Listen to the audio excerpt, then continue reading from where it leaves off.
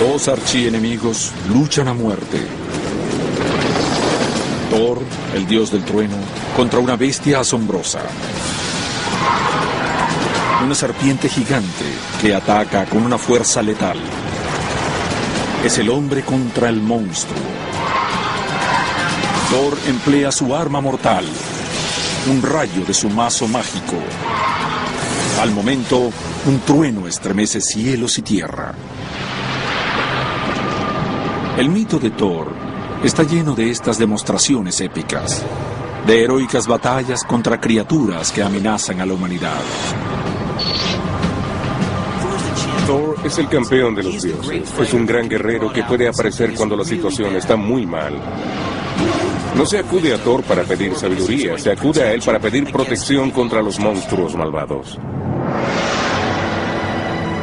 Los cuentos de las aventuras de Thor proporcionan un escape a uno de los periodos más sombríos en la historia de la humanidad, la Edad Oscura del primer milenio antes de Cristo.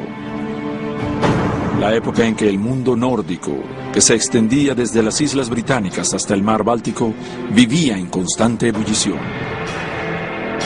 Era una sociedad agrícola en la que la gente sembraba y sobrevivía casi al borde de lo que era posible hacer para sobrevivir, porque hacía mucho frío.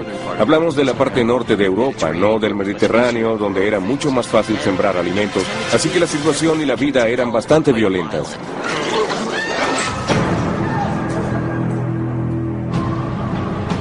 Guerra, hambruna, muerte, eran factores diarios de la vida en las desoladas regiones del norte de Europa.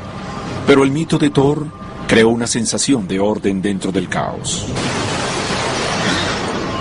Era la religión de los campos. La palabra paganismo, de hecho, es de origen latino y describe eso, las creencias de la gente del campo.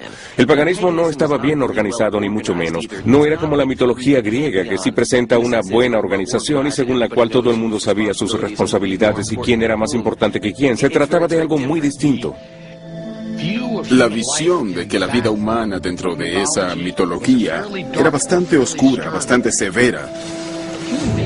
Los humanos no tenían esperanza en la salvación y el cielo prometido al final de los tiempos que se ofrecía en las historias cristianas. Tenían una visión de la vida más oscura y más penosa. La gente debía demostrar mucho coraje y fortaleza frente a enormes obstáculos. La gente recurría a Thor por inspiración. En las ramas más altas de los árboles míticos se encuentra Asgard, el lugar de duelo de los dioses. En el otro extremo, bajo las raíces, se encuentra un lugar oscuro y fresco, llamado Hel. Esta es la tierra de los muertos, y es de donde se origina la palabra en inglés Hell, infierno. El centro del árbol es Midgard, la tierra, un mundo habitado por humanos. Estos son los dominios de Thor. Como un dios guerrero, es su deber destruir a los enemigos de la humanidad en Midgard, los gigantes malvados. Los gigantes representaban el caos, representaban la destrucción. Si alguien moría en una avalancha, si te atrapaba un terremoto o una inundación, era obra de los gigantes. Así que ellos representaban las cosas que podían salir mal en una civilización que sobrevivía con lo mínimo debido al clima y a los peligros existentes. Uno puede imaginárselos viviendo en un valle de Noruega. Por ejemplo, ven progresar el invierno, la helada cubriendo los valles. Luego llega la primavera y les parece que es Thor batallando contra los gigantes de las heladas en la cima de la montaña. Thor los va a vencer y ellos lograrán restaurar el orden. Hoy, los ecos de las batallas míticas de Thor con los gigantes todavía se pueden escuchar en los bosques y las planicies frígidas que bordean los mares del norte.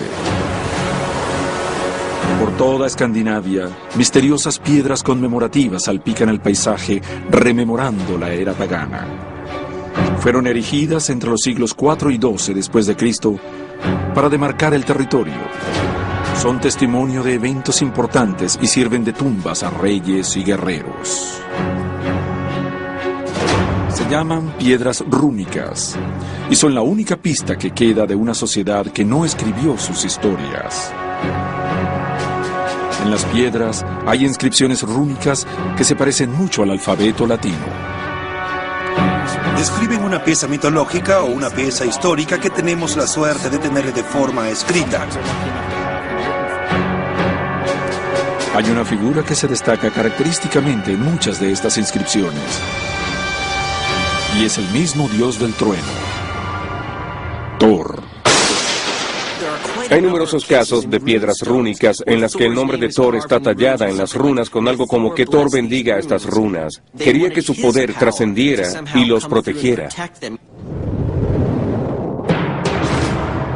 En la mitología nórdica, cada dios libra una batalla con su propio enemigo entre los gigantes malvados. Las runas revelan la identidad del gran enemigo de Thor, un gigante que adquiere forma de serpiente, la serpiente de Midgard.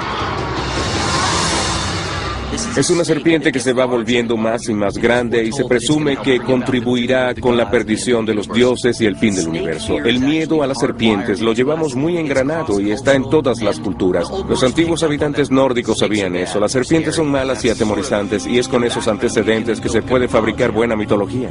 Según la leyenda, la serpiente de Midgard crece tanto que se puede estirar alrededor de toda la tierra y envolver al mundo en caos.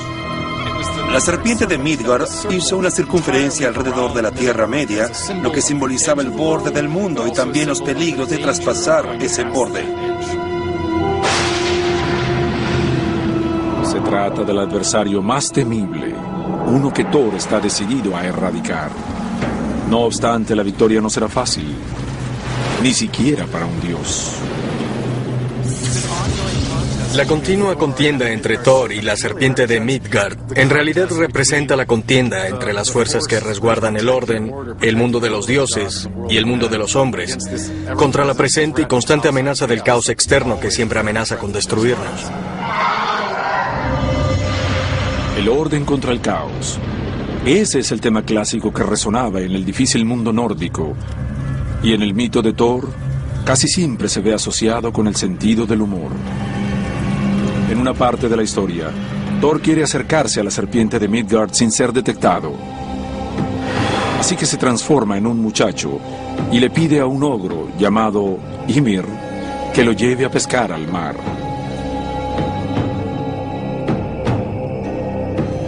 Se meten a lo más profundo, alejándose más y más, hasta que finalmente Ymir dice: creo que ya llegamos bastante lejos. A lo que Thor responde: no, podemos navegar más lejos. En alta mar, Thor revela su verdadera identidad y atrae a la serpiente a la superficie con una cabeza de buey. Tiró por un lado la cabeza de buey completa con un gancho gigante. La serpiente de Midgard lo mordió y Thor pudo arrastrarla. Con esto la serpiente gigante de Midgard sacó la cabeza fuera del agua. Thor se emocionó mucho con esto y buscó su mazo porque pensó que finalmente tenía a la serpiente bajo su poder. Pero Ymir, el gigante que va en el barco con él, está aterrorizado. Cuando Thor levantó su mazo para atacar, el ogro cortó el sedal de la pesca y la serpiente volvió a meterse al mar. Thor estaba enfurecido. Había perdido una oportunidad única de matar a su archienemiga. Thor siguió teniendo estos encuentros con la serpiente de Midgard. A veces se disfrazaba o a veces alguien le interfería, pero todas las veces la serpiente huía. Quizá porque alguien la estaba salvando, de una forma u otra, para la batalla final entre Thor y la serpiente de Midgard.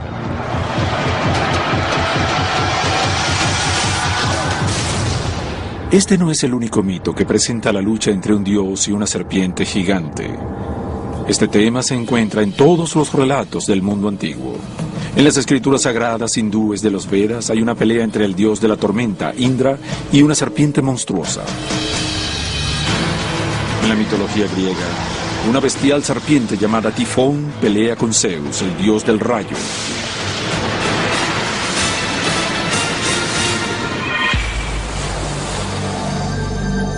Estos mitos se crearon en lugares a miles de kilómetros de distancia y con miles de años de diferencia, pero en todas se cuenta esencialmente la misma historia. El dios del trueno y el rayo sale a destruir una serpiente que amenaza al mundo. Pero ¿cómo es que tantas sociedades pueden compartir el mismo mito? Parece que surgieron de una experiencia común. ¿Sería posible que estas historias estuvieran basadas en un monstruo marino verdadero? De ser así, ¿cabría la probabilidad de que aún merodee en las profundidades de nuestros océanos? Evidencias sorprendentes indican que es posible. La serpiente de Midgard, la archienemiga del todopoderoso Thor. Una serpiente tan colosal que puede enrollarse alrededor del planeta. En el mito, representa el caos y la maldad del mundo. Pero, ¿qué pudo haber inspirado una criatura tan aterradora? Durante siglos se ha hablado de avistamientos de serpientes marinas gigantes. En los antiguos relatos nórdicos, que se presuponen están basados en historias reales, hay cuentos de embarcaciones que son volcadas por las bestias. Casi siempre los describían como criaturas gigantes con tentáculos largos que podían alcanzar y atacar embarcaciones para hundirlas hasta el fondo. A esto usualmente se le llamaba el Kraken. Se decía que el Kraken tenía un cuerpo resbaladizo largo que se movía a la velocidad del rayo, igual que la serpiente del Midgard. Pero los cuentos sobre las serpientes marinas no se limitan al norte de Europa. También se ven en la más famosa historia de aventuras de la antigua Grecia, la Odisea, en la que se describe una serpiente enorme con ansias de consumir carne humana. La Escila. La Escila es un aterrorizador monstruo marino con muchas cabezas y muchas patas, que podía comerse fácilmente 5 o 6 hombres. Escila, Kraken, la serpiente del Midgard. ¿Serán todos estos monstruos marinos míticos una coincidencia o estarán basados en algo real? Un hallazgo fortuito en el siglo XIX acabó con esa posibilidad. Pescadores en el Atlántico Norte hallaron una criatura gigantesca y desconocida que lograron capturar. El tentáculo más largo medía 10.47 metros. Era un calamar gigante. Lo más asombroso es que nadie logró probar la existencia de un calamar gigante hasta 1870, cuando finalmente, después de que se descartaran innumerables informes de marineros sobre estas bestias, docenas de estos animales aparecieron en las costas de Terranova, lo cual probó que estas criaturas increíbles sí existen. 1000 años antes, historias sobre monstruos marinos aterrorizaban a los marineros escandinavos más rudos. Es decir, a las bandas de maleantes que dominaban las aguas.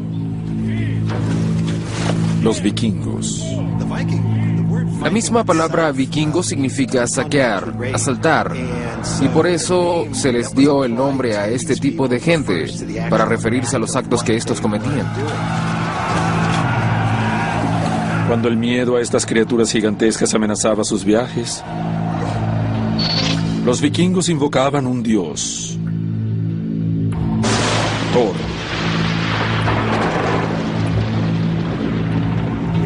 Imagínense a los nórdicos metiéndose en sus embarcaciones para saquear los mares del norte y el mundo en general, y pidiéndole protección a Thor para que los guiara hacia donde iban. Por eso Thor adquirió un significado especial que lo elevó por encima de otros dioses a los ojos de los guerreros. Los saqueadores vikingos realizaban un rito especial en honor a Thor para garantizar su seguridad en alta mar. El ritual consistía en desmantelar un templo dedicado a Thor, llevarse con ellos los pilares del templo en los barcos y soltarlos en medio del océano para demostrar que Thor dominaba los mares y simbolizar que ellos, como sirvientes de Thor, tendrían un viaje seguro. Los pilares que se lanzaban al mar casi siempre se cortaban de un árbol de roble. El roble tenía una conexión especial con el dios del trueno. Era el árbol en el que caían los rayos más a menudo. De hecho, el lugar principal para adorar a Thor no era un templo ni una iglesia. Era un árbol conocido como el roble de Thor y era la meca del antiguo mundo nórdico.